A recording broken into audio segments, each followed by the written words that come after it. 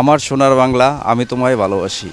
আমাদের দেশটাকে আমরা সবাই ভালোবাসি। আমাদের দেশটাকে আমরা আমাদের মায়ের মতো ভালোবাসি। আমরা চাই আমাদের দেশটা বিশ্বের দরবারে মাথা উঁচু করে দাঁড়াক।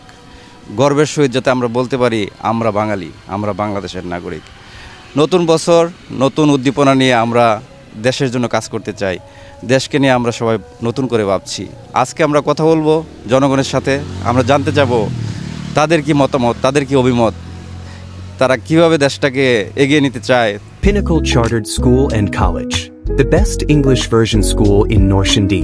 ত্যাগতিতিকার পরে 5ই আগস্টের পর নতুন বাংলাদেশ নতুন রূপে আসছে। তবে আমাদের একটি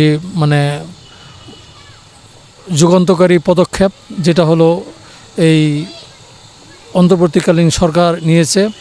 আগামী 12ই ফেব্রুয়ারি ত্রয়োদশ জাতীয় সংসদ নির্বাচন। এই নির্বাচনের পর দেশ একটি স্থিতিশীলতায় যাবে, এরকম ধরনের আশা প্রকাশ করছে সকলেই। তোর মধ্যে আমার যে ধারণা সেটা হলো যে এখন দেশ একটি স্থিতিশীল অবস্থায় পৌঁছেছে, নির্বাচন হবে, এর মধ্যে কোনো শঙ্কা নেই। আমরা একটি সুন্দর সমৃদ্ধ বাংলাদেশ চাই, এটাই আমাদের কাম্য।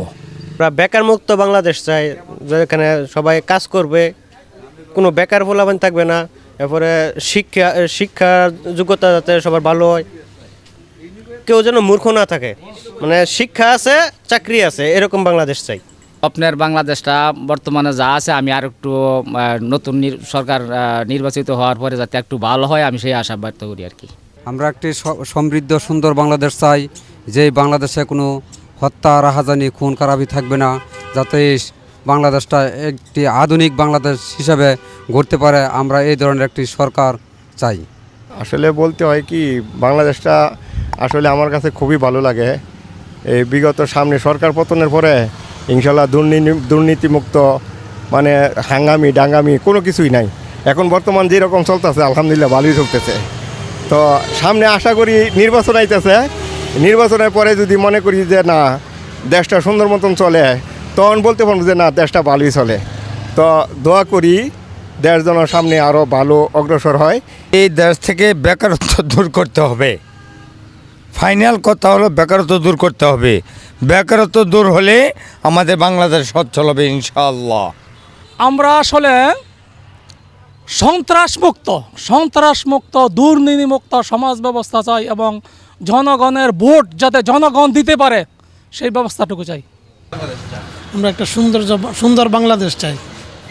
আমাদের বাংলাদেশে কোনো প্রতিহিংসা থাকবে না, কোনো রাজনীতির মারামারি থাকবে না। পুরাটা বাংলাদেশ সবাই মিলেমিশে আমরা বসবাস করতে চাই। অবশ্যই সুষ্ঠু, সুন্দর, দারিদ্র্যমুক্ত বাংলাদেশ চাই। আসলে বাংলাদেশ আমরা চাই যে সুষ্ঠু নির্বাচনের মাধ্যমে একটা গণতান্ত্রিক দল ক্ষমতায় গেলে যে বাংলাদেশটা সুন্দরভাবে পরিচালনা করবে, দেশের উন্নতি করবে, এরকম আমরা চাই। তোমরা শুনছিলাম দেশ সম্বন্ধে, আমাদের দেশ সম্বন্ধে সাধারণ জনগণের ভাবনা। আসলে আমরা সবাই আমাদের দেশকে ভালোবাসি। আমরা চাই আমাদের দেশ বিশ্বের দরবারে মাথা উঁচু করে দাঁড়াক। আমাদের দেশকে গড়ার জন্য আসলে সম্মিলিতভাবে আমাদের সবাইকে কাজ করতে হবে। দল মত নির্বিশেষে সবাই মিলে যদি আমরা দেশ গঠনে নিয়োজিত হই, ইনশাল্লাহ আমরা আমাদের দেশকে বিশ্বের দরবারে একটা গৌরবময় স্থানে পৌঁছাতে পারবো। সেই প্রত্যাশায় আমি মঞ্জুরুল হাসান, হ্যালো নরসিংদী।